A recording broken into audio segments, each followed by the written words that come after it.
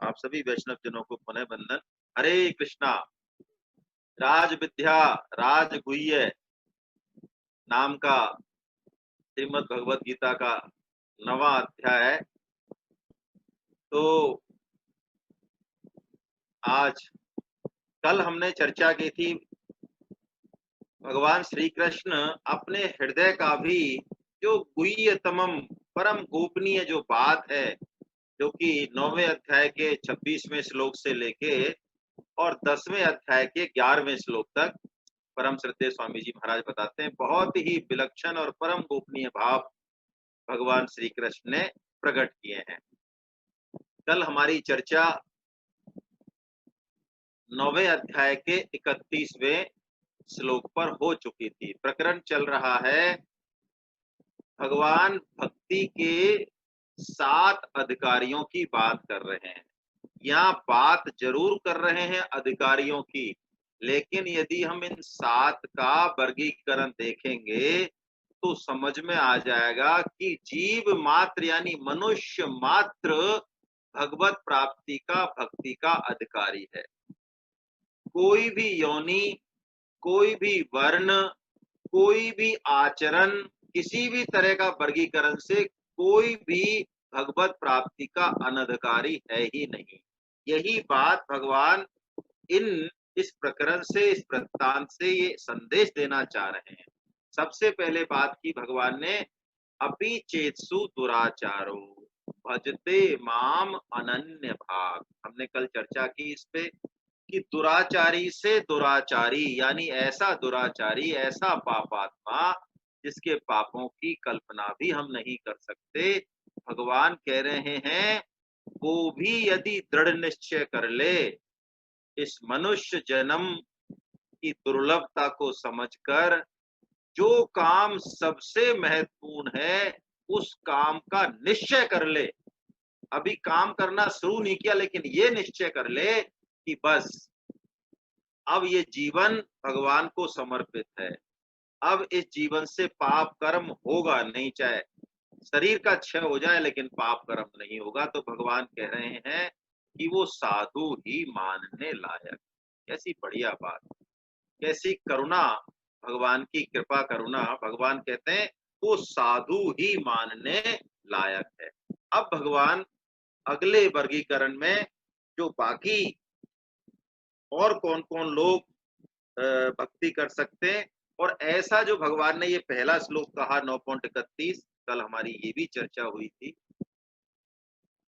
कि इस पापी से पापी को यानी दुराचारी को भगवान साधु जो कह रहे हैं, और आगे कह रहे हैं अर्जुन मेरे भक्त का कभी विनाश नहीं होता, उसका पतन नहीं होता, ऐसी तुम प्रतिज्ञा करो, क्योंकि भक्त की प्रतिज्ञा को भगवान निभाते हैं। कल हमने इस पर बहुत गहराई से चर्चा की। अब हम 32वें श्लोक का वाचन करते हैं और उस पर चर्चा करते हैं। माम ही पार्थ व्यपाश्रित्य ये पिशो पाप योनया स्त्रियो वैश्यास्तथा शूद्रास् ते यान्ति पराम गतिम्। हे अर्जुन, स्त्री वैश्य शूद्र तथा पाप योनि चांडाल आदि जो कोई भी हो, वे भी मेरे शरण होकर परम गति को ही प्राप्त होते हैं। देखिए, वर्गीकरण में भगवान ने पहले अनन्य भाग शर्त दी थी, यहाँ पे दे रहे हैं माम ही पार्थ व्यपाश्रित्य।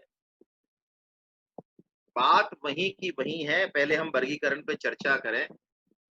भगवान कह रहे हैं सुदुराचारी, ये कह दिया 9.30 और 31 में। अब कह रहे हैं पाप योनि। पाप योनि मतलब असुर हो, राक्षस हो, पशु पक्षी हो। तो ये दुराचारी में और पाप योनि में क्या फर्क है, एक बात हमारे दिमाग में आ सकती है। परम श्रद्धेय स्वामी जी महाराज कह रहे हैं कि दुराचारी तो इस जन्म के जो आचरण है वो खराब है उसके, लेकिन ये पाप योनि तो पूर्व जन्मों के कारण पाप योनियों में आया हुआ है। पशु बन गया, पक्षी बन गया, असुर बन गया, तो पूर्व जन्म का भी पाप है मान लो, और इस जन्म के भी दुराचार हैं, आचार हैं, तो भी भगवान उसको भक्ति का अधिकारी बताते हैं। और देखिए और क्या वर्गीकरण कर रहे हैं, स्त्रियो वैश्यो तथा शूद्रा। कोई कहे साहब हम तो शूद्र हैं, कोई के हम तो वैश्य हैं, हमें तो बहुत ऊंचा दर्जा नहीं दिया वर्गीकरण में। कोई कहे हम तो स्त्री हैं, तो भगवान कह रहे हैं स्त्रियो वैश्यो तथा शूद्रा, तीन कैटेगरी यहाँ दे दी, दो पहले दे दी, तीन ये दे दी, और आगे कहेंगे जब ये ही अधिकारी है तो फिर तो ब्राह्मण और क्षत्रिय। कैसे ब्राह्मण और क्षत्रिय, देखिए जाति से नहीं है मतलब, यहाँ बोलेंगे श्लोक को, कैसे ब्राह्मण और क्षत्रिय, भक्त्या, जो भक्त, जो राजऋषि हैं, जो क्षत्रिय हैं या जो ब्राह्मण हैं, जो भगवान के भक्त हैं, भक्त राजऋषि या ब्राह्मण पुण्य, भगवान इस तरह से कहते हैं यदि वो मेरे भक्त हो जाएं तो इसमें तो फिर आश्चर्य की बात ही क्या है। ये सात जो वर्गीकरण किए भगवान ने, इन सात वर्गीकरण के अलावा और कोई भी वर्गीकरण बचता नहीं है। अब हम और आप कहीं भी हो, कहीं न कहीं हम इस वर्गीकरण में फिट बैठ जाएंगे, लेकिन शर्त क्या है, शर्त वही है, पहले कह दिया अनन्य भाग, और अब कह रहे हैं व्यपाश्रित्य, यानी सर्वथा मेरे शरण, सम्मुख तो भगवान के होना पड़ेगा। देखिए इतने बड़े पापाचारी, दुराचारी, स्त्री, वैश्य, शूद्र कोई भी हो, भगवान उसको गले लगाने को तैयार हैं। क्यों, क्या कारण है ऐसा? ना तो आचरण पे जा रहे हैं, ना उसके किसी और चीज पे जा रहे हैं, क्रियाओं पे नहीं जा रहे हैं। इसका कारण क्या है? भगवान ने सातों की सातों को भक्ति का अधिकारी बता क्यों दिया?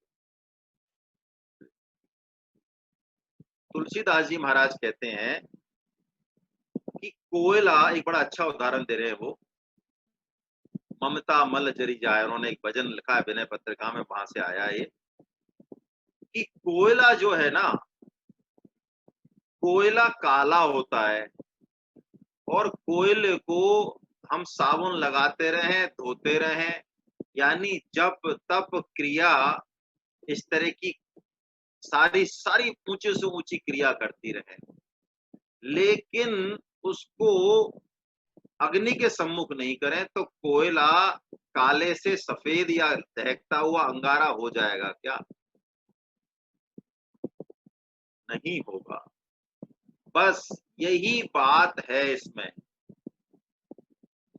जीव भगवान का सनातन अंश है ही, आज से नहीं हमेशा से है ही। तो जीव में जो कोयला बना, जो कालापन आया, जो राग और आसक्ति हुई, उसका कारण सिर्फ और सिर्फ इतना ही है कि वो भगवान से विमुख हो गया। तो भगवान के सम्मुख हो जाए, बस बस, फिर जब तब क्रिया सब होने लगेंगी अपने आप शुभ कर्म होने लगेंगे, अपने आप पुण्य कर्म होने लगेंगे। इसीलिए भगवान यहाँ पर किसी को भी भक्ति का अनधिकारी नहीं बताते। एक बात और, भारतीय संस्कृति को यदि हम समग्र रूप से देखें, दर्शन को थोड़ा गहरा जाके, ऊपर ही ऊपर से देखेंगे तो ऐसा लग सकता है कि हमारी जो संस्कृति है वो स्त्री विरोधी है, या स्त्रियों का पूरा यथोचित सत्कार नहीं करती। लेकिन ये बात बिल्कुल गलत है। वस्तुतः हमने किया क्या, भारतीय दर्शन या भारतीय संस्कृति का पतन हमारी दो गलत सोचों के कारण हो गया, जो कालांतर में जुड़ गई। हमारे अज्ञान की वजह से कह लें, हम शास्त्रों को पढ़ते नहीं है इस वजह से कह लें, क्या, दो बहुत बड़े कारण हुए। विवेकानंद जी महाराज कहते हैं कि हमारी पूरी भारतीय संस्कृति का जो अधः पतन हुआ है, इसमें दो बहुत महत्वपूर्ण कारण है। इसका मतलब देखिए स्त्री की कितना महत्वपूर्ण वो मानते हैं हमारे सिस्टम में। वो कहते हैं एक तो स्त्री को हमने भोग की वस्तु मान लिया, दोयम दर्जे का नागरिक मान लिया, जबकि भगवान गीता में समग्र रूप से हम देखें तो पुरुष प्रकृति का वर्णन है। भगवान इस सृष्टि की रचना करते हैं तो प्रकृति की अध्यक्षता में करते हैं। यानी जीवन में कहीं भी यदि जीवन है, जीवनता है, तो वो बिना स्त्री के संभव नहीं। और स्त्री की सर्वोच्च जो स्थान है वो माता के रूप में है। तो एक तो स्त्री को हमने बच्चे पैदा करने की मशीन या भोग्य वस्तु मान लिया, ये बिल्कुल गहराई में है ये बात। दूसरा, जो वर्ण व्यवस्था थी, उस वर्ण व्यवस्था को हमने ऊंच नीच या शोषण का जरिया बना लिया। हमको ये तो पता नहीं कि ब्राह्मण किसे कहते हैं और ब्राह्मण कुल में हमारा जन्म क्यों हुआ, लेकिन बस अब हम हो गया जन्म, तो इसीलिए हम उसका जो है प्रिविलेज, उसकी विशेष लाभ जो है हम लेने लगे। उस वर्ण व्यवस्था में जो भेद है, उस भेद का मूल क्या है उसको हम भूल गए। वो विवेक मूलक भेद है, उसको भुला के और हमने उसको ऊंच नीच में करना शुरू कर दिया। इन दो चीजों के कारण विवेकानंद जी महाराज कहते हैं हमारी भारतीय दर्शन और संस्कृति का पतन हो गया। देखिए शक्तिमान है तो शक्ति तो है ही, बिना शक्ति के शक्तिमान नहीं और बिना शक्तिमान के शक्ति नहीं। ये दर्शन जब समझ में आएगा तो स्त्री और पुरुष का जो आपस में जो अहम का लड़ाई है वो खत्म हो जाएगा, क्योंकि दोनों की पूर्णता एक दूसरे से है। दोनों की समझ एक जैसी होगी तो पूर्णता की प्राप्ति होगी। एक को छोड़ के दूसरे को छोड़ के पूर्णता की प्राप्ति नहीं होगी। यही पूरी सृष्टि में मैसेज है। हमारे यहाँ देखिए तुलसीदास जी महाराज पे बहुत जो है आक्षेप किया जाता है कि उन्होंने नारी जाति का बड़ा अपमान किया है, कहा जाता है प्राय। लेकिन तुलसीदास जी महाराज की शुरू में हम मानस देखेंगे तो माता सीता को नमन करके तो वो अपना मानस शुरू करते हैं। उद्भव स्थिति संहार कारणिम क्लेश हारिणीम सर्वश्रेष्ठ करीम सीता न तो हम राम वल्लभा। मेरी आवाज आज आ रही है ठीक ठाक, नहीं आ रही है? आ रही है, आवाज आ रही है, ठीक है। तो देखिए हमारे यहाँ आदि शक्ति के रूप में, जगन माता के रूप में, है ना, स्त्री को माना गया है। वंश परिवार हो, देश हो, समाज हो, स्त्री की भूमिका बहुत सर्वोच्च है। उन उसकी भूमिका के बिना स्त्री और पुरुष एक दूसरे के पूरक हैं। जीवन में जो जीवंतता है, जीवन में जो चापल्यता है, वो बिना स्त्री तत्व के हो नहीं सकता, बिना जगत जननी माता के हो नहीं सकती पूर्ति आवश्यकताओं की। और वर्ण व्यवस्था भी वस्तुतः हमारे यहाँ गुण भेद को लेके, हमारी सामर्थ्य को लेके उसका वर्गीकरण किया गया। वर्ण व्यवस्था को कोई भेदभाव नहीं किया गया है। तात्विक एकता तो एक ही है। हाँ, आचार विचार को लेके, गुणों को लेके, स्वभाव को लेके भेदभाव किया गया है। और बहुत सी स्त्रियों ने भगवान का प्रेम प्राप्त किया है, आप सब जानते हैं। सबरी हो, कुंती हो, मीरा हो, फूलीबाई हो, कुब्जा हो, कर्माबाई हो, हजारों हजार, है ना। शूद्र हो, वैश्य, वैश्यों में भी देख लो आप, तुलाधार वैश्य हैं, है ना, समाधि हुए, त्रिलोचन दास जी महाराज हुए जिनकी यहाँ नौकरी की भगवान ने। शूद्र देख लो आप, है ना। अरे शूद्र भगवान के ऐसे सखा हुए, कल हमारी चर्चा हुई ना कि जब भगवान राम युवराज बन जाते हैं तो उनकी नगर परिक्रमा हो रही है। नगर परिक्रमा हो रही है तो निषाद राज गुह्य जो है, उनके पिताजी जो हैं निषाद राज गुह्य के, वो भगवान श्री राम का वर्णन करते रहते हैं, उनकी कथाएं सुनाते रहते हैं, तो बड़ा प्रेम है उनको। निषादराज गुह्य को भगवान श्री राम से बड़ा प्रेम है, सखा मानते हैं, बराबर के से ही हैं, थोड़े छोटे हैं। तो निषादराज गुह्य जब मिलने की बहुत जिद करते हैं, तो जब उनका युवराज जब उनको बनाया जाता है, तो नगर परिक्रमा हो रही है, नगर परिक्रमा हो रही है, तो निषादराज गुह्य जूतियां गाड़ते हैं भगवान के लिए बहुत प्रेम से, और एक बहुत बढ़िया धनुष बनाते हैं, और आदिवासी हैं तो वो चले जाते हैं भगवान राम से मिलने। लेकिन वहां तो हो अयोध्या में तो भीड़ से भीड़, निषादराज गुह्य दूर खड़े खड़े और भगवान राम की तरफ एक टक देख रहे हैं कि कैसे जो है मैं ये जूतियां बना के लाया हूं भगवान को, और धनुष और बाण लाया हूं, तो भगवान मेरी भेंट स्वीकार कर लें। लेकिन वहां तो इतनी सारी व्यवस्था, शासन की, सैनिक की, भीड़ की। अचानक भगवान श्री राम को, जो कि रथ में विराज रहे थे, दशरथ जी महाराज भी थे, उनकी निगाह निषाद राज पर पड़ जाती। तो निषाद राज पर पड़ जाती है, तो भगवान उनके प्रेम को अनुभव करके और उनको बुलाते हैं, इशारा करते हैं। अब यदि भगवान बुलाना चाहें तो फिर बीच में जितनी भी सिक्योरिटी अरेंजमेंट है, सुरक्षा इंतजाम है, वो क्या कर सकते हैं, तुरंत रास्ता मिल गया। और निषादराज गुह्य का भगवान ने बड़ा स्वागत किया और अपने रथ पे बैठा लिया, और उन्होंने कहा, पिताजी से परिचय कराया कि ये हमारे सखा हैं निषाद राज। अच्छा, आपके सखा हैं, क्या लाए हैं निषाद राज जी, पूछा, उनसे गले मिले। तो वो जूतियों को भगवान ने, जब उन्होंने जूतियां भेंट की भगवान को अपने हाथ से बनी हुई, भगवान ने रत्न जटित राजसी जूतियां उतार के और निषादराज गुह्य की जूतियां पहनी, और उनको अपने बगल में जो रथ था वहां बिठाया। निषाद राज तो उनका प्रेम पाके और दशरथ जी से परिचय कराया, पिताजी मेरे ये सखा हैं। तो दशरथ जी ने भी उनका पूछा, बड़ा आशीर्वाद दिया, और संपूर्ण वन राज्य का, जो वन क्षेत्र था, उसका राजा निषाद राज को बना दिया। तो भगवान का चरित्र, श्री राम जी का चरित्र, भगवान कृष्ण का चरित्र हम देखेंगे तो किसी भी तरीके से ये लगता नहीं है कि भगवान जाति या वर्ण को लेके, अमीर गरीब को लेके कोई भेद करते हैं, बिल्कुल नहीं करते। अरे भगवान श्री राम का तो छोड़ो, भगवान के जो भक्त हैं वो भी भेद नहीं करते हैं। जब भरत जी चित्रकूट जा रहे हैं और निषाद राज के यहाँ से जाते हैं, तो निषाद राज दूर से ही उनको दंडवत करते हैं। वो कहते हैं हम तो नीच हैं, उनको पता नहीं है भरत जी को ये है कौन। तो वशिष्ठ जी कहते हैं, अरे भरत, ये भगवान श्री राम के सखा हैं। ओ हो।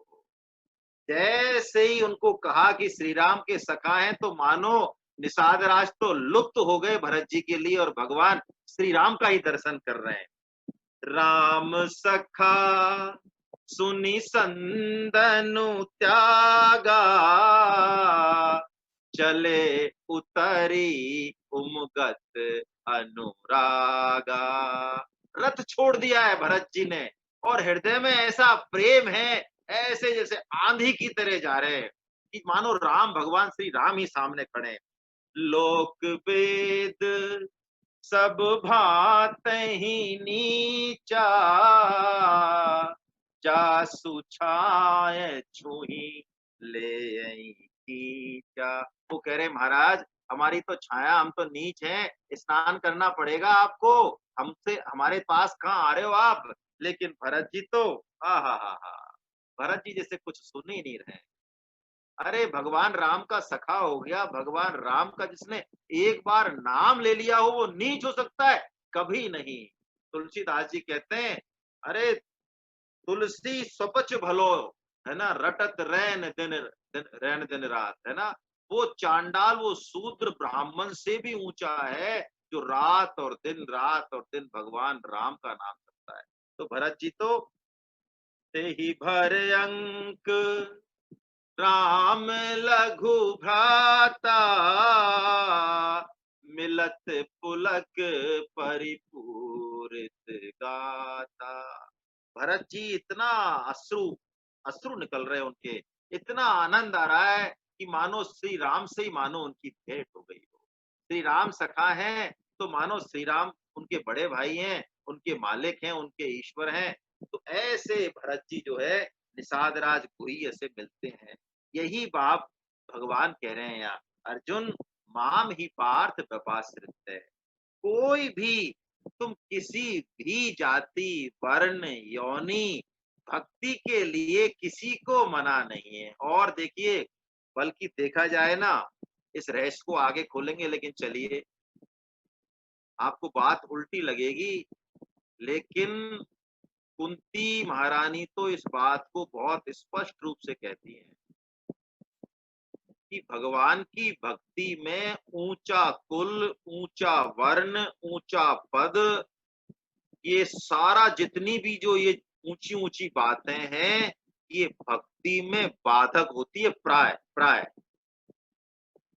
भक्ति तो जब अहम हट जाता है, बिल्कुल अहम शून्यता आ जाती है, भगवान के प्रति दीनता आ जाती है, भगवान में दैन्यम हो, खुद में दैन्यम शरणागति हो जाती है, तो भक्ति प्रकट होती है। अहंकार में भक्ति का नामो निशान होता नहीं है। तो भगवान कह रहे हैं, अर्जुन माम ही पार्थ व्यपाश्रित, ये अपि शो पाप योनिया, दुराचारी हो, चाहे पाप योनि हो, चाहे स्त्री हो, चाहे वैश्य हो, चाहे शूद्र हो, ते अपि यान्ति पराम गतिम, वो भी परागति को प्राप्त हो सकते हैं, होते ही हैं, बल्कि जल्दी होते हैं। देखा जाए तो वो जल्दी होते हैं। अरे राइते भी सौ विषय, और पुन भी से पुन बीस, और ताते छोटे भय रहो, तब मिली हैं जगदीश। देखिए, भक्ति की, भगवान की मिलने के लिए कोई संत कह रहे हैं कि राइते बीसों विषय, क्या बोला है, कितनी छोटी होती है राई, कि राई के भी 20 टुकड़े कर दें, और फिर एक टुकड़े 20 पुनी 20, उस एक टुकड़े के भी फिर 20 कर दें। कह रहे हैं, ताते छोटे भय रहो, तब मिली हैं जगदीश।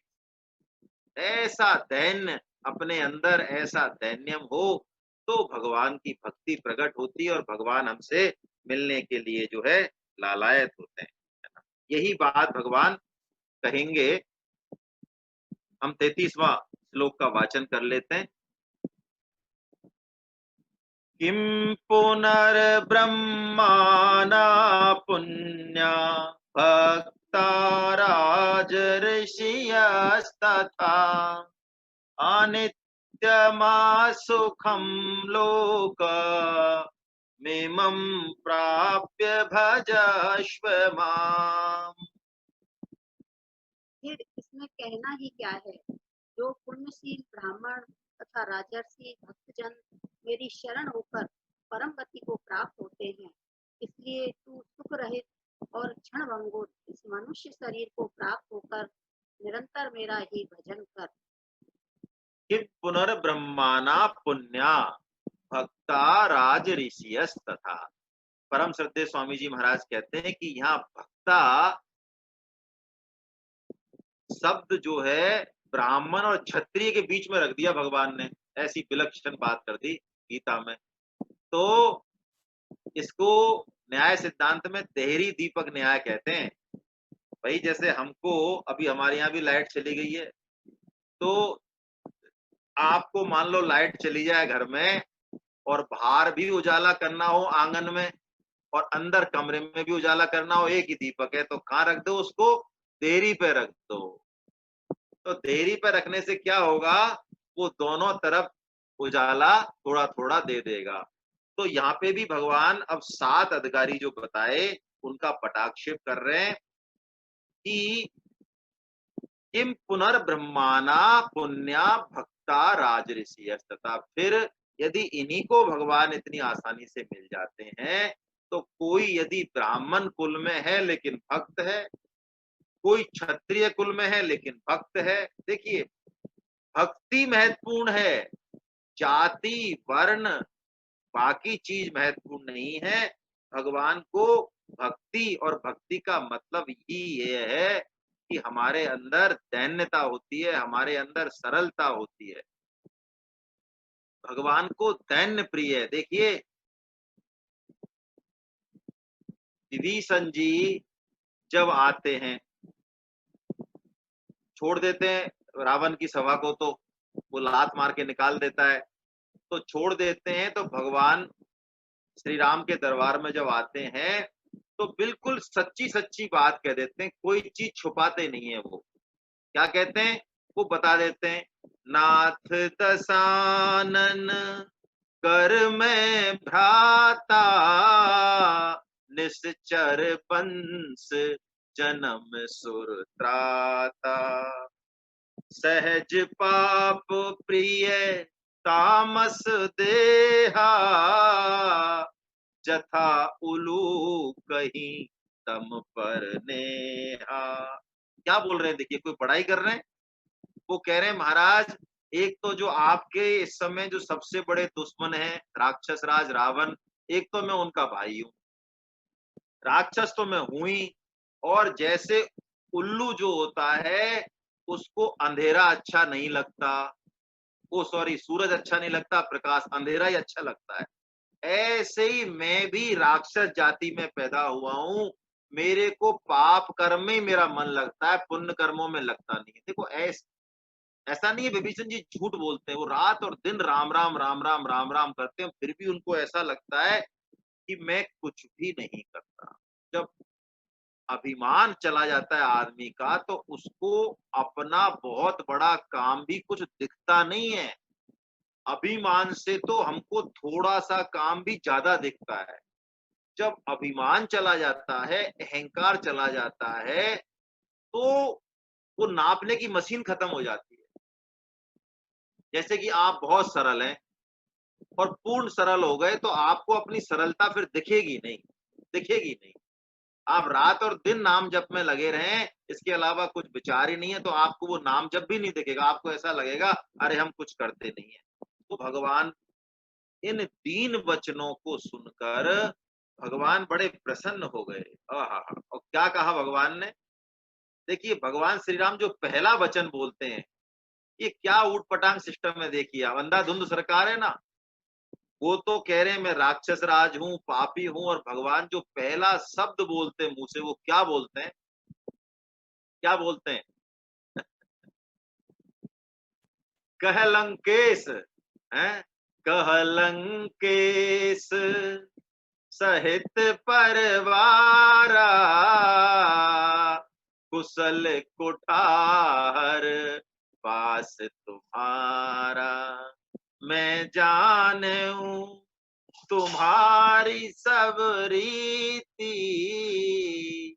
लंकेश, ओ हो, लंका का राजा ऐसा संबोधन देते हैं, और वो कहते हैं मैं सब जानता हूं विभीषण जी, दुष्टों के बीच में रह के भी, रावण राज और राक्षस राजों के बीच में रह के भी आप जो है रात और दिन भजन में लगे रहते हैं।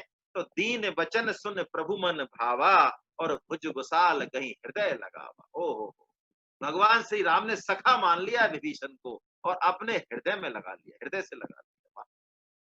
अब बताइए कौन सा गुण, अब देखिए आप गुण, 14वां अध्याय जब हम लेंगे इस पे बहुत विस्तृत चर्चा होगी, लेकिन मैं इसका एक अर्थ आपको निवेदन करूं। गुण का एक मतलब बंधन भी है। यदि गुण होगा हम में किसी में भी, तो ये पक्की बात है, यदि उसको भगवान का नहीं माना तो वो गुण भी हमको फंसाएगा। आप कहेंगे ऐसी क्या बात है? हाँ ऐसी ही बात है। गुण का एक मतलब रस्सी होता है, दाम होता है, बंधन होता है। तो गुण के स्रोत तो भगवान ही है, महासमुद्र, तो गुण तो सब वहीं से निकले। भगवान को कौन सा गुण पसंद है, या कौन सा गुण है? राक्षस राज होना गुण है, पापी होना गुण है, कौन सा गुण है? लेकिन भगवान ने जो है उनको गले से लगा लिया। यही है असली समदर्शिता, देखा जाए तो, है ना। ये साम्यवाद के नाटक तो सब ऐसे ही हैं। तो भक्ति हम समझें, भक्ति भगवान से जो हमारा संबंध है, भक्ति उसको लेकर है। भक्ति में उसकी मुख्यता है, बाकी किसी भी चीज की मुख्यता नहीं। और भगवान खुद कहते हैं, परम श्रद्धेय स्वामी जी महाराज ने ये बात बहुत कही है जोर से, कि भगवान सर्व समर्थ हैं, लेकिन एक काम भगवान भी नहीं कर सकते। कौन सा? अरे हमसे वो संबंध नहीं तोड़ सकते।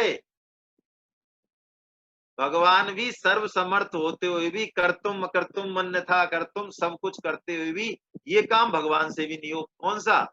कि वो जीव से अपना संबंध तोड़ लें। वाह! तो इसी संबंध का ही दम है। 2 महीने का बच्चा, 6 महीने का बच्चा या बिटिया, वो रात को 2 बजे भी दादा दादी से लेके ताऊ ताई से लेके और मैया बाप से लेके सब चक्कर गिननी रहते हैं 2 बजे रात को। कोई नहीं कहता है मेरी तो नींद का टाइम खराब हो रहा है और मैं सुनता नहीं हूँ और मैं देखता नहीं हूँ, कुछ नहीं है।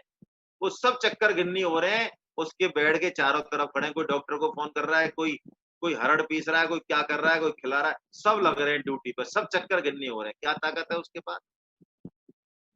भाई किसी को कुछ कर देगी क्या? वो कोई नहीं उसकी बात मानेगा तो वो कुछ करने वाली है? कुछ नहीं करने वाली है। वो जो है संबंध के दम पर सब नाच रहे हैं। तो भक्ति का मायने यही है। देखिए, एक बहुत महत्वपूर्ण बात और है, जो भी व्यवस्था भगवान ने बनाई वो बहुत सोच समझ के बनाई। एक बात हम समझें आज, मैं किसी भी वर्ण या जाति की बात नहीं कर रहा हूं, हम जहां भी हैं बहुत अच्छे हैं। एक बात हम समझें, भगवान जब खुद कह रहे हैं चातुर्वर्ण्यम मया सृष्टम, कह रहे हैं ना भगवान, तो एक बात बताएं, हम किसी भी वर्ण में हो, उसके लिए जो भी विधान किए गए हैं उनको मानने में हमें समस्या क्या है? क्योंकि फल तो एक है। फल की समानता तो हम मानते हैं, वेदव्यास जी महाराज ने ही फल की समानता बताई है। तो फिर जो उस वर्ण के लिए, उस सिस्टम के लिए कोई चीज बनाई है, तो उसको मानने में क्या दिक्कत है? ये विधि निषेध भी हमको मानने चाहिए। शास्त्र हमारी माता की तरह है, वैद्य की तरह है। हम दूसरे की तरफ ज्यादा ध्यान नहीं दें। हाँ, उच्च वर्ण में है तो घमंड नहीं करें, किसी का अपमान नहीं करें, क्योंकि परमात्मा तो सबके अंदर है, सबके अंदर है। ये व्यवहार को लेके वर्ण व्यवस्था है। परमात्म प्राप्ति के लिए, भक्ति के लिए किसी को भी स्पेशल ना तो प्रिविलेज है, ना कोई जो है उसको रोक है। इस बात को हम समझें। और भगवान ने ये सब देख के, जानबूझ के ये सिस्टम बनाया है। ये वैद्य के ऊपर है कि वो कैसे किसी को सदुपयोग करे। हर दवा विष है और हर विष दवा है। अब बोलिए आप विधि निषेध कैसे नहीं मानेंगे? हर दवा विष है और हर विष दवा है। ये वैद्य के ऊपर है। तो हमारी क्षमता जितनी है, हमारे पूर्व जन्मों के हिसाब से जो हमको जिस तरह का इस जन्म में मिला है, उसके जो विधि विधान किए गए हैं, उसको मानने में फायदा ही फायदा है। नहीं मानेंगे तो भगवान का तो कुछ जाता नहीं है, नुकसान जो है हमारा ही है। और भगवान के प्रेम में, भगवान की भक्ति में कोई किसी को मना नहीं है। स्वामी जी तो कहते हैं, बड़े अच्छा वो दुआ बोलते हैं, भक्ति के लिए बोलते हैं, नाम जप के लिए बोलते हैं कि जाट भजो गुजर भजो और चाहे भजो अहीर, और तुलसी रघुवर नाम में सब काहू को सीर। वो कहते कोई भजो, अहीर हो, जाट हो, गुजर हो, कोई हो, तुलसी रघुवर नाम में। और ये रघुवर नाम कैसा है? ऐसा नहीं है कि हमने भज लिया तो दूसरों की कमी पड़ जाएगी, ऐसा है क्या? भाई 10वीं क्लास में 12 लाख विद्यार्थी बैठे, तो हम तो फेल इसलिए हुए कि अरे भाई बाकी लोग भी तो बेचारे पास होने चाहिए, साहब आप क्यों फेल हो गए? हम तो इसलिए हुए कि बाकी लोग भी तो पास हों। अरे तो ये कोई ऐसा एग्जाम थोड़ी है कि जिसमें सीट जो है फिक्स है। 12 लाख बैठे तो 12 लाख ही पास हो जाओ, क्या दिक्कत है? उसमें कोई दिक्कत नहीं है।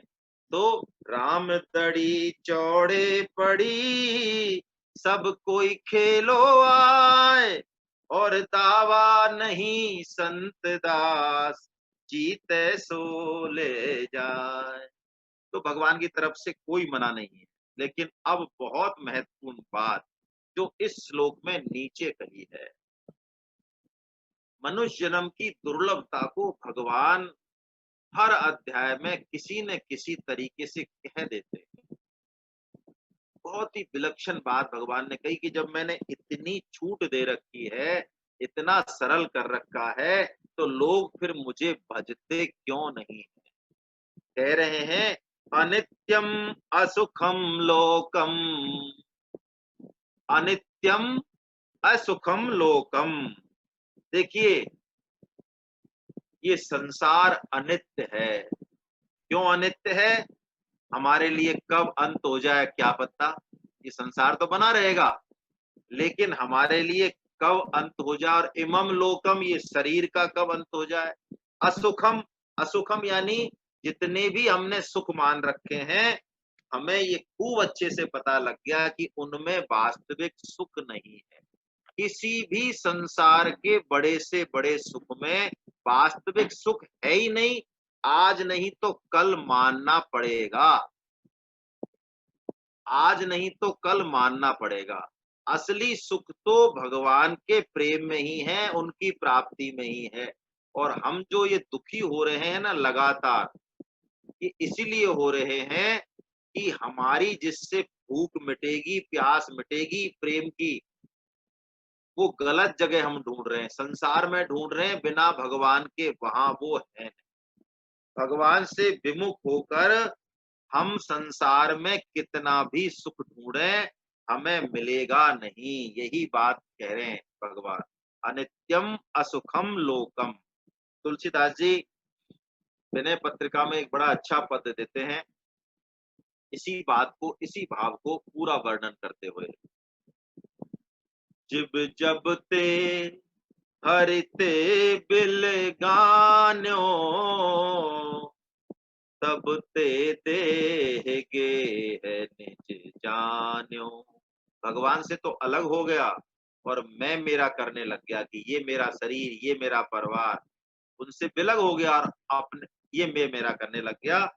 माया बस स्वरूप बिसरायो, तेहि भ्रम ते दारुण दुख पायो। पायो जो दारुण दुसह दुख, सुख लेस सपने हूँ नहीं लयो। भवसूल शोक अनेक जेहि तेहि, पंथ तू हठि हठि चलो। बहु जोनि जन्म जरा विपति मति, मंद हरि जान्यो नहीं। श्री राम बिनु विश्राम मूढ़, विचारु लख पायो नहीं। तुलसीदास जी बहुत सार रूप में कह रहे हैं कि बार बार उन्हीं कर्मों को, उन्हीं कर्मों को, उन्हीं कर्मों को, हर योनि में उन्हीं सुखों को, विषय भोगों को तू भोग रहा है और दुख पा रहा है। अरे मूढ़, अरे मतिमंद, तूने हरि को जाना नहीं, तूने उस भगवान की तरफ चलना शुरू नहीं किया, उनके स्वरूप को तू जानने के लिए प्रयास नहीं करेगा। अरे बिना श्री राम के कभी विश्राम हो सकता है क्या? आराम चाहता है, एक कहावत मुझे याद आ रही है, आराम चाहता है तो आराम की तरफ है, आराम चाहता है तो आराम की तरफ, और फंदे में फंसना चाहे तो जा काम की तरफ है। ये काम वासना में, हाँ, तो कामना में यदि फंदे में फंसना चाहे तो जा काम की तरफ, और आराम चाहता है तो आ राम की तरफ। तो यही बात भगवान तो कह रहे हैं कि भजस्व माम, इमम प्राप्य भजस्व माम। ये मनुष्य जन्म सिर्फ और सिर्फ भजन के लिए मिला है, और किसी चीज के लिए नहीं मिला है। और एक बहुत ही महत्वपूर्ण बात,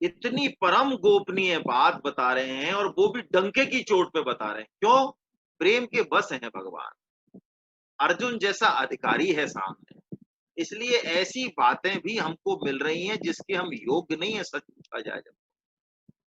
तो कई बार हमारी बुद्धि जो है थोड़ा सा विरोध करती है। तो ईश्वर के लिए पहले तो हम ये समझें, कोई भी ना तो मित्र है ना कोई उनका शत्रु है, कुछ भी नहीं है।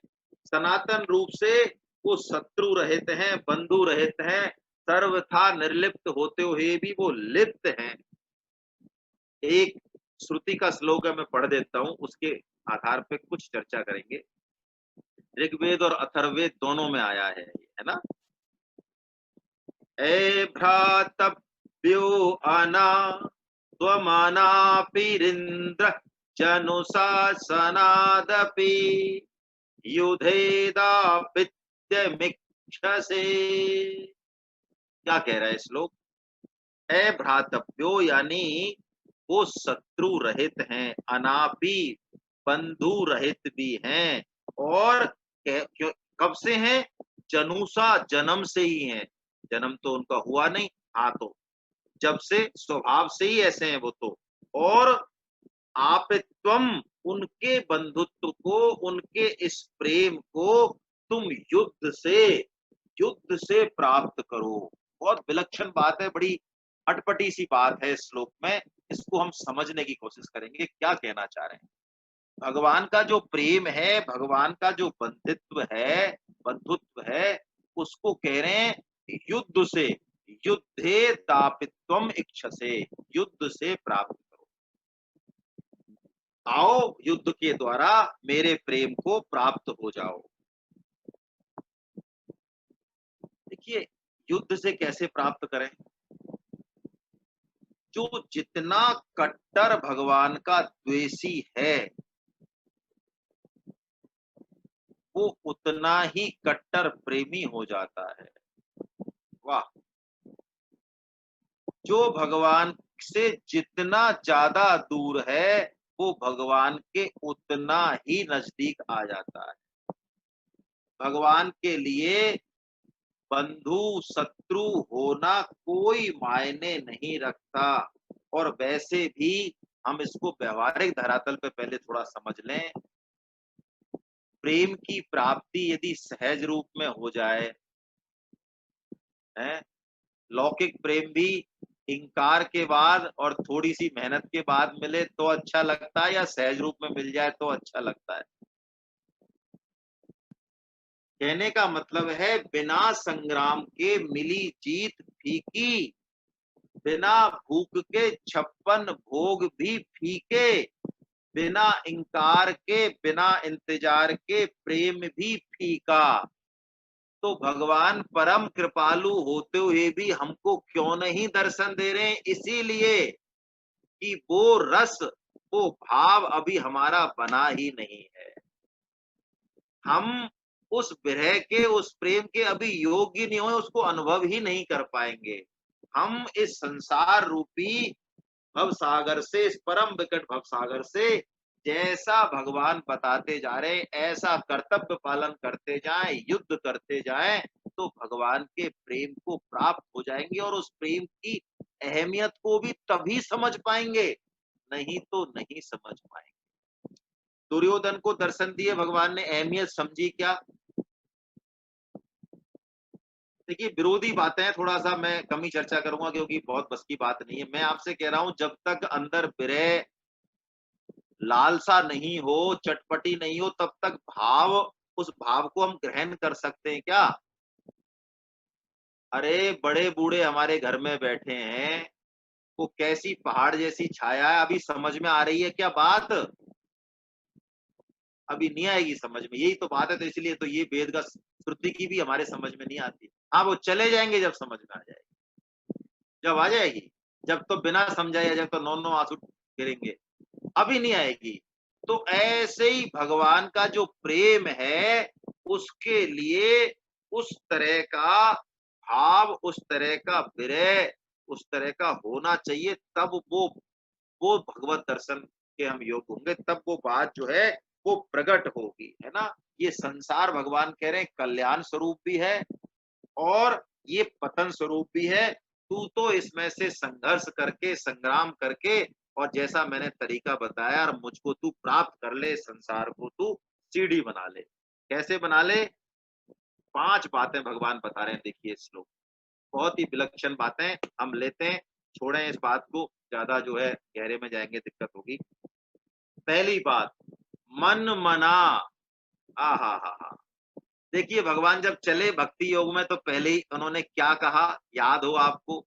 7वें अध्याय का जब पहला श्लोक लिया तो, है ना, वहीं से भक्ति योग शुरू हुआ ना, वहां पे भी भगवान ने यही बात कही, मैया सक्त मना पार्थ है, अर्जुन तू मन को मुझ में लगा दे। और अब यहाँ पे जब उसकी पूर्णता कर रहे हैं, तब भी यही बात कह रहे, मन मना, अर्जुन तेरा मन मुझ में लग जाना चाहिए।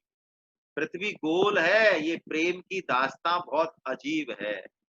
जहां से शुरू हुए भगवान, वहीं पे पहुंच गए, देखिए लास्ट में। एक फिल्मी, बहुत पुराने फिल्मी गाने हैं ना, उनमें आध्यात्मिक मैसेज रहते हैं, तो मेरे को आज एक फिल्मी गाना आपकी इजाजत से मैं आपके सामने प्रस्तुत कर रहा हूँ। अजीब दास्तां है ये, कहाँ शुरू कहाँ खत्म, ये मंजिलें हैं कौन सी, न वो समझ सके न हम, ये रोशनी के साथ क्यों धुआं उठा चिराग से, ये ख्वाब देखती हूँ मैं कि जग पड़ी हूँ ख्वाब से। देखिए क्या कह रहा है ये जो गाना है, कि मैं ख्वाब देख रही हूँ या ख्वाब से जग पड़ी हूँ। यही बात तो राजा जनक ने पूछी थी अष्टावक्र से। उनको सपना आया, सपने में राजा जनक भिखारी हो गए, 3 दिन भूखे हो गए, फिर कहीं पत्तल बैठे कहीं खाना खाने, तो पत्तल में जो खाना आया वो भी जो है कुत्ता ले गया, भूख के मारे बिलबिला उठे, नींद खुल गई और कुछ नहीं कहा किसी से भी। सुबह जब आए राज दरबार में तो सबसे बस यही पूछें, यह सच या वह सच। सारे पंडित विद्वान चौंक गए, क्या कह रहे हैं, बताया किसी को नहीं सपना। आखिर में अष्टावक्र जी को बुलाया, अष्टावक्र जी से भी उन्होंने ये कहा, यह सच या वह सच। तो अष्टावक्र जी तो सदगुरु देव थे, वो समझ गए, राजन ना तो यह सच और ना वह सच, इन दोनों से परे जो है वो है सच। तो यही बात है, ये नायिका कह रही है कि ये ख्वाब देखती हूं मैं कि जग पड़ी हूं ख्वाब से। ये भगवान का प्रेम ऐसा ही है, ऐसा ही है, ये संबंध ऐसा ही है। देखिए प्रेम कब होगा, मन कहाँ लगेगा, जब प्रेम होगा, प्रियता होगी। और प्रियता कब होगी, जब हमारा कोई संबंध होगा। तो भगवान से संबंध मान लें, बस इसकी पहली बात। हे नाथ, हे नाथ, हे मेरे नाथ, हे मेरे नाथ, मैं केवल आपका हूँ। मैं केवल आपका हूँ। हे नाथ, हे नाथ, हे मेरे नाथ, हे मेरे नाथ, आप कृपा करो, मैं आपको भूलू नहीं। बस मन आज नहीं तो कल लगेगा। अरे देखिए चैतन्य महाप्रभु जी कितनी बढ़िया बात कहते हैं। जब स्वामी जी का महामंत्र ये स्थिति आती है कि मैं केवल आपका हूं, तो इसी बात को वो दूसरे तरीके से कह रहे हैं। क्या कह रहे हैं, न धनम न जनम न सुंदरीम कविताम्बाम जगदीश कामये। कुछ नहीं चाहिए मुझे, न जन चाहिए, न धन चाहिए, न सुंदरी चाहिए, न भोग विलास चाहिए, कुछ नहीं चाहिए। तो क्या चाहिए, मम जनमनी ईश्वरे भवताद भक्ति रहे तुकी। मेरे को तो प्रभु आपका जो प्रेम है बस वही चाहिए, और मुझे कुछ भी नहीं चाहिए। अब हमारा मन भगवान के अलावा 50 जगह जाता है, 1000 जगह जाता है। तो स्वामी जी महाराज एक बहुत महत्वपूर्ण बात कहते हैं, इसको समझ लें फिर हम अगले उस पर चलेंगे। चिंता नहीं करें मन इधर उधर जाए तो, गड़बड़ जगह जाए तो। क्यों? स्वामी जी कहते हैं पहले तो ये बताओ ट्रेन कहाँ जाती है? पटरी बिछी हुई है वहां जाती है या पटरी कूद के कहीं और चली जाती है? जहां जहां हमारी वासना अब तक गई हुई है, कामना गई हुई, हमने जहां जहां पटरी बिछा रखी है ना पहले, वहीं मन जाता है। तो कोई समस्या नहीं है, हम तो मन को खींच के और भगवान में लगा दें बस। कोई भगवान के प्रेम में लगा दें, भगवान की नाम जप में, वाणी में, भगवान के गुणों में, लीला में लगा दें। उसके बाद भगवान के प्रेम का रस आस्वादन हो गया, भक्तों की कृपा हो गई, हमारा मन कहीं नहीं जाएगा, हटाने से भी नहीं जाएगा। भगवान श्री राम का राज्याभिषेक हो चुका है, सबको विदा कर रहे हैं, जितने भी बानर हैं, रीछ हैं, भालू हैं, विभीषण जी हैं, सबको विदा कर रहे हैं। अंगद को विदा करने के लिए नहीं कह रहे हैं। क्यों नहीं कह रहे हैं? इतने मगन हैं अंगद, इतने प्रेम में ऐसे मगन हो रहे हैं, उनका मन ऐसा भगवान के चरण कमलों में हो रहा है कि भगवान की कहने की हिम्मत नहीं हो रही है। आखिर में सब विदा कर दिए, तो अब तो अंगद का भी नंबर आया। तो तुलसीदास जी महाराज कैसा वर्णन लिख रहे हैं, अंगद के मन की स्थिति का वर्णन कर रहे हैं। आहा, कैसा मन लगा हुआ है उनका भगवान। अंगद बैठ रहा नहीं डोला, प्रीति देख प्रभुता ही न बोला। क्या कह रहे फिर अंगद जी? मरती बेर नाथ मोहे बाली, गयऊं तुम्हारे ही पहुंचे घाली। मेरे को तो बाली जी ने, मेरे पिताजी ने आपकी गोदी में तो डाला था मरते समय, तो अब बताइए, मोरे तुम प्रभु गुरु पितु माता, जाऊं कहाँ तजी पद जल जाता। अब बताओ आप, मेरे मैं कहाँ जाऊं, और मेरे तो मेरा मन कहाँ जाएगा? गुरु आप हो, पिता आप हो, प्रेम का आप हो, सब आप ही हो, तो अब मैं आपको छोड़ के कहाँ जाऊं? हाँ हाँ हाँ। अस कहीं चरण परऊं प्रभु पाही, अब जनिनाथ कहे हूँ ग्रह जाई। मेरे से मत कहना महाराज घर जाने की, हाँ मेरे से मत कहना, क्योंकि मेरा तो आपके अलावा और कोई, भगवान श्री राम ने सबको विदा किया है, लेकिन अंगद को विदा करते समय भगवान श्री राम का भाव बहुत विलक्षण है, बहुत विलक्षण। विदा नहीं कर पा रहे हैं उनको, अंगद का प्रेम देख। तो हमारा मन यदि भगवान में लग जाए तो भगवान एक क्षण के लिए भी हमको दूर कर नहीं सकते। और अगली बात, 5 बात बताएंगे, देखिए सब एक से ऊपर एक है, और ये तो सर्वोच्च है अब जो आएगी, ये तो सबका सिरमौर है। ये तो ऐसी बात है कि यदि ये एक आ गई तो बाकी चारों भी आ जाएंगी। क्या कह रहे? मन मना मद भक्ता, हा हा हा, तू मुझ में मन वाला हो जा, और क्या हो जा? मेरा भक्त हो जा। ये भक्त होना क्या है, इस पे हमारी चर्चा हो चुकी है खूब। भक्त होना यही है जो स्वामी जी हमको सिखा रहे हैं बार बार, बिल्कुल सरल परिभाषा। क्या? हे नाथ, हे मेरे नाथ, मैं केवल आपका। इससे बढ़िया परिभाषा भक्त की कोई हो नहीं सकती है। और जब हम भगवान के हो गए, अहमता को हमने बदल दिया, हम अब तक जो अपने आप को समझ रहे हैं, अब हम पूरी तरह से अंदर से भगवान के हो गए। व्यवहार के लिए तो रहें सबके, संसार का काम करना है तो सबके रहें, समाज के, देश के, घर के, पति पत्नी, ऑफिस के, लेकिन अंदर का भाव यही है कि भगवान हम तो अब केवल और केवल तेरे हैं। उसके बाद देखिए हम भगवान निष्ठ हो जाएंगे, साधन निष्ठ की जगह। बहुत गहरी बात है ये। साधन कितना भी छोटे से छोटा होगा, वो ही हमको पार लगा देगा। क्यों? क्योंकि कनेक्शन जुड़ गया वहां से। और भगवान निष्ठ हो जाएंगे, गुण निष्ठ की जगह संबंध निष्ठ हो जाएंगे। हम में कितने गुण हैं और कितने गुण नहीं है, इसके बजाय हमारा जो ध्यान है वो चला जाएगा भगवान के प्रति अपने संबंध। भक्त भक्त वो जो भगवान का भजन करे, भगवान से अपना संबंध माने। और भजन क्या है?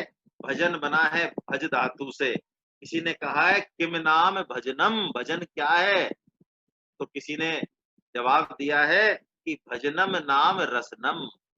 हा हा हा, रस लेना है भजन करना, क्रिया नहीं है। आनंद आता है, जैसे गाय बढ़िया भोजन कर लेती है, उसके बाद जुगाली करती है, वो जुगाली में उसको रस आता है, उस चारा जुगाली करने में। बस यही है भक्ति, है ना।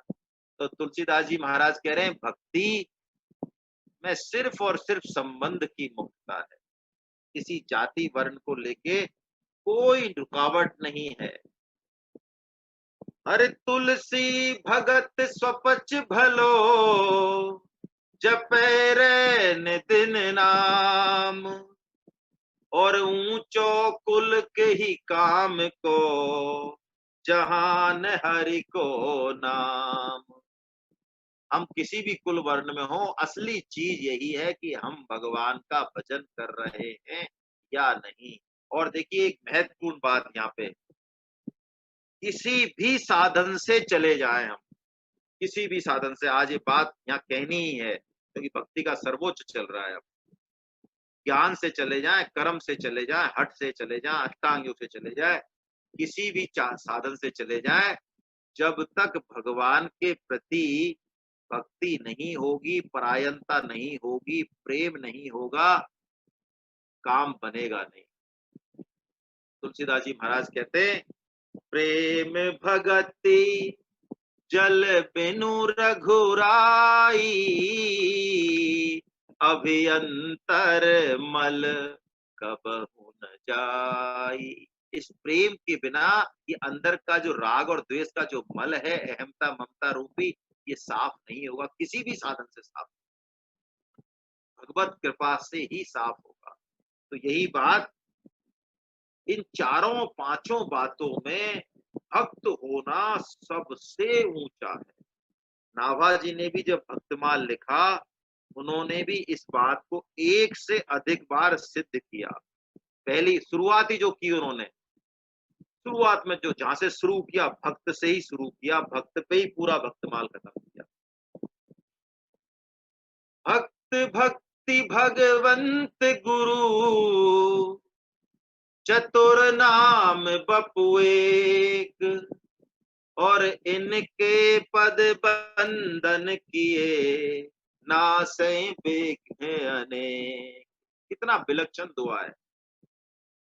भक्त, भक्ति और भगवान, और भक्त भक्ति भगवंत और गुरु, ये चार नाम तो हैं लेकिन ये एक ही है। चतुर नाम बपु एक, नाम तो चार हैं लेकिन ये एक ही हैं। इनके पद बंधन किए, सारे विघ्न मिट जाते हैं। और भक्त को तो ऐसा कहा है कि भक्त की कृपा यदि हो गई ना किसी की, तो भगवान की कृपा तो अपने आप होगी। अरे भक्त से प्रेम करने से, भक्त की पूजा करने से भगवान के प्रति प्रेम और पूजा स्वतः ही हो जाती है। तुलसीदास जी महाराज एक बहुत सुंदर एग्जाम्पल देते हैं, बहुत उदाहरण देते हैं। वो कहते हैं, बड़ी अच्छी बात कहते हैं, देखिए भक्त परत्व को सिद्ध कर रहे हैं हम लोग कि अंतर्यामी गर्भगत और संत सुंदरी माँ है। और तुलसी पूजे एक के, दोनों पूजे जाएं। अरे कोई गर्भवती माता है, उसको यदि भोजन देते हैं तो अंदर में जो उसके गर्भ में जो शिशु है, उसको भोजन अलग से देने की जरूरत है क्या? तो भक्त के हृदय में कौन है? तो एक के पूजन से, क्या संतों की युक्तियां हैं ये, एक के पूजन से दोनों की पूजा स्वतः हो जाती है। इसलिए भक्त और वैष्णव की कृपा बहुत विलक्षण है। बस चाहिए हमको पारमी की, हम पहचान सकें। कोई जरूरी नहीं है जंगलों में ही मिले, है ना।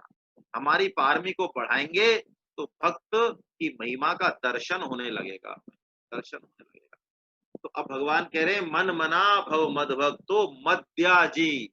हाँ, अब तीसरी बात, मद्याजी। याजी मतलब जो यजन करे, है ना। और यजन का मतलब क्या? यजनम नाम परिपूर्ण अशेष वृत्ति। यजन का मतलब पूजन। कैसे पूजन? ऐसे पूजन की सब कुछ प्रभु आपका ही है, कुछ भी बचा नहीं मेरे पास। जो भी क्रिया है, वस्तु है, वो सब आपकी ही है। पूर्ण शरणागति, सब तज हरि भज। ऐसा यजन, है ना। ऐसा यजन जब होगा तो भगवान का नाम आते ही, भगवान का स्मरण आते ही, जैसे चैतन्य महाप्रभु जी को कोई नाम भी ले देता है ना, बहुत नाम लेते ही कब उनके शरीर में रोंगटे आने लग जाएं, अष्ट विकार प्रकट हो जाए, कह नहीं सकते। आप कभी जगन्नाथ जी के भक्त सुन रहे हैं, हमारे श्री जगन्नाथ जी महाराज के भक्त लोग सुन रहे हैं, उनको देख के मुझे याद आ रही है। कभी जाना हो पुरी में तो गंभीरा लीला जहाँ हुई है, गंभीरा लीला मतलब 48 बरस इस धराधाम पे प्रभु रहे चैतन्य महाप्रभु। तो 24 बरस तो उनका ग्रस्त रहा और 24 बरस उनका संन्यास रहा। इस 24 में से भी जो अंत के जो 12 साल है, उसका वर्णन, कैसी अवस्था, कैसी विरह, रात रात भर प्रभु को जगे, वो जरूर अवश्य दर्शन करने लायक है। तो चैतन्य महाप्रभु जी जो यजन, उनका यजन का मतलब नयन गल दश्रु धारया बदनम गद गदरुद्धया गिरा। जैसे ही उनके नाम ले ले कोई भगवान का, उनके मुंह से निकल जाए या कहीं सुन ले सामने वाले से, तो अश्रु धारा बहने लगती है। कंठ से उनके कुछ निकलता नहीं है, वाणी जो है रुक जाती है और अष्ट विकार प्रकट हो जाते हैं। बस ऐसा यजन, ऐसा यजन, ऐसा जप भगवान का कह रहे हैं यहाँ पे। और कह रहे हैं माम नमस्कुरु। हा हा हा, यहां से हम शुरुआत करें। ये चार चीज जो बताई ना, तो साधक हैं हम, यहाँ से हम इन चार चीजों से शुरुआत यहाँ से करें। इससे, किससे? नमस्कार से। भगवान को नमस्कार करें, साष्टांग दंडवत करें, उनको विग्रह में साक्षात देखें। और एक बात समझ लें अच्छे से, पहले भगवान हमारा बुरा कभी करते ही नहीं, कर ही नहीं सकते। हमारे साथ जो भी बुरी परिस्थिति आती है, वस्तुतः हमारा ही बोया हुआ है। जो हमें काटना पड़ रहा है, उसमें भी बहुत कम काटना पड़ रहा है, और उससे हम बच नहीं सकते। भगवान का जो विधान है उससे बच नहीं सकते। भगवान बचाएं तो बचाएं, वो अलग बात है, हम नहीं कहें। इसको मान लें और फिर उनको नमस्कार करें। नमस्कार का असली मतलब यही है, भगवान जैसा भी विधान कर रहे हैं हमारे लिए, अच्छे से अच्छा, बुरे से बुरा, अनुकूल से अनुकूल परिस्थिति भेज रहे हैं जीवन में, प्रतिकूल से प्रतिकूल परिस्थिति भेज रहे हैं, भगवान को नमस्कार चलता रहे, धन्यवाद चलता रहे, हृदय से उनका आभार प्रकट चलता रहे। प्रभु, तुमने बहुत कठिन परिस्थिति दे दी, ताकत भी आप दोगे, हैं? और दिन के बाद रात और रात के बाद अंधेरा, रात के बाद उजाला। तो इस कठिन परिस्थिति में भी मैं आपका साथ छोड़ने वाला नहीं, और जो कुछ होता है सब हमारे भले के लिए होता है, उस पे हमारा बस भी नहीं है। इस बात को मान के माम नमस्तु।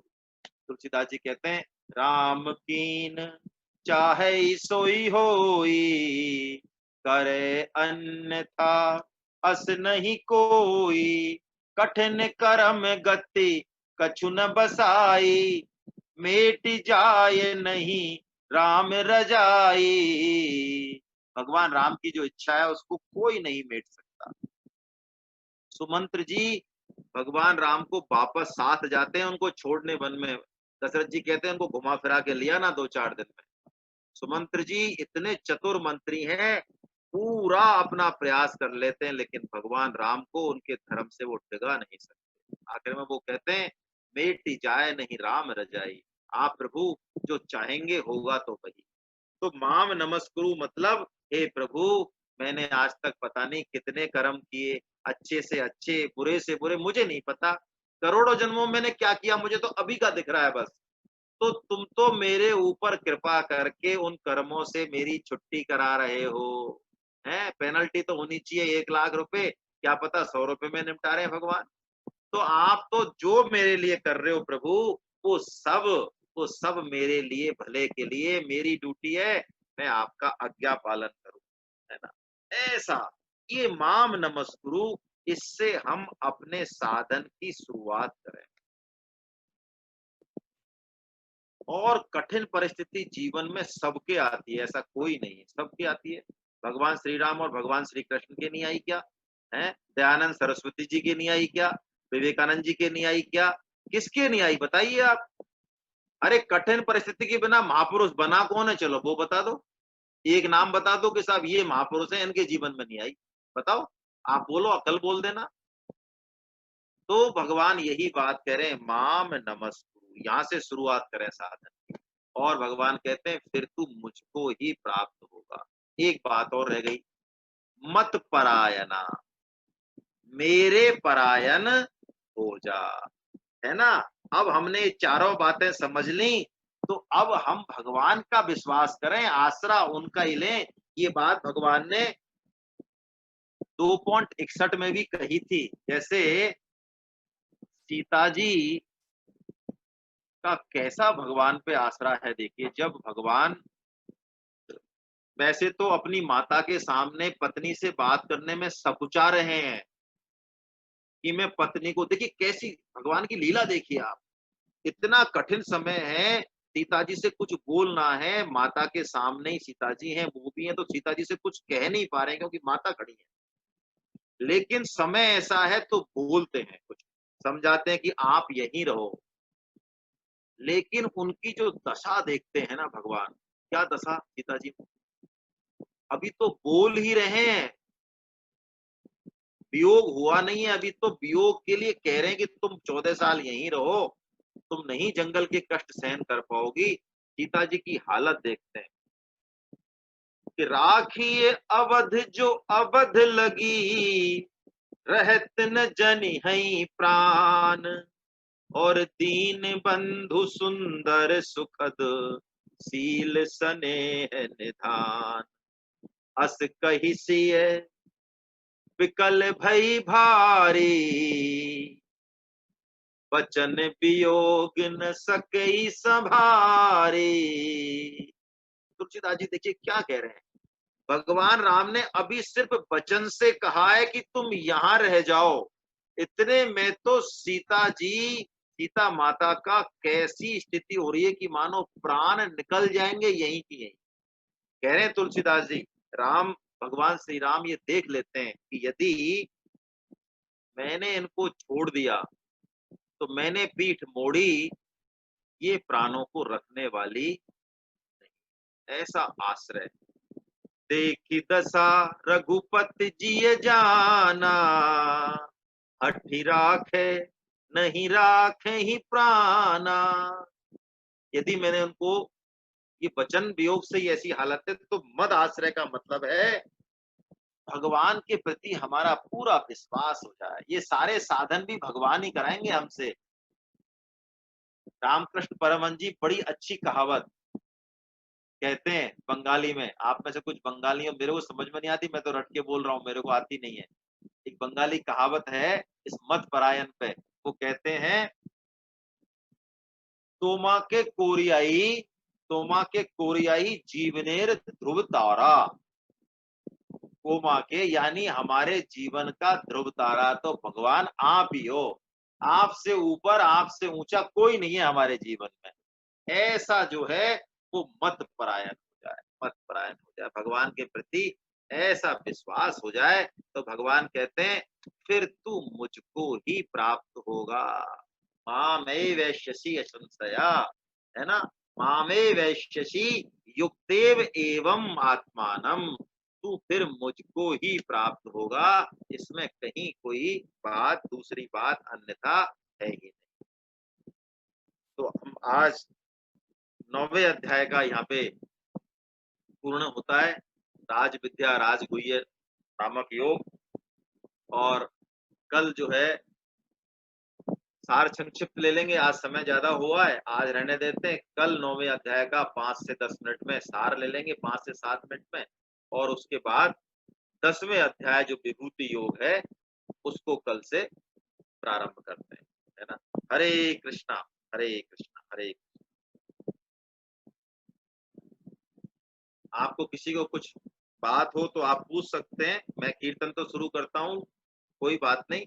आपके यदि कोई किसी वैष्णव की कुछ जिज्ञासा होगी तो ले लेंगे उसको, है ना। जब तक आप हैंड रेज कर सकते हैं यदि आपको करना हो। गोविंद जय जय गोपाल जय जय, गोविंद जय जय गोपाल जय जय, राधा रमन हरि गोविंद जय जय, राधा रमन हरि गोविंद जय, गोविंद जय जय गोपाल जय जय, गोविंद जय जय गोपाल जय जय, राधा रमन हरि गोविंद जय जय, राधा रमन हरि गोविंद जय, राधा रमन हरि गोविंद जय जय। राधा रमन हरि गोविंद जय, नाम संकीर्तनम यस्य नाम संकीर्तनं यस्य सर्व पाप प्रणाशनम, सर्व पाप प्रणाशनम, प्रणामो दुःख समनस्तं नमामि हरिं परम। प्रणामो दुःख समनस्तं नमामि हरिं परम। बोलो वृंदावन बिहारी लाल की जय, बोलो बांके बिहारी लाल की जय, बोलो राधा गोविंद देव सरकार की जय, बोलो आज के आनंद की जय। दीपक बंसल जी कुछ पूछना चाह रहे हैं, मैंने आपको अनम्यूट किया है सर, आप करें अपने आप को अनम्यूट। हाँ सर, बोलिए बंसल साहब। हरे कृष्णा। हरे कृष्णा। हेलो, आप बोलिए, मेरे को आवाज आ रही है। मैं ये पूछना चाह रहा था भैया कि ईश्वर ने वर्ण व्यवस्था, आपने फिर अपने आप को म्यूट कर लिया, मैंने आपको दोबारा अनम्यूट किया है।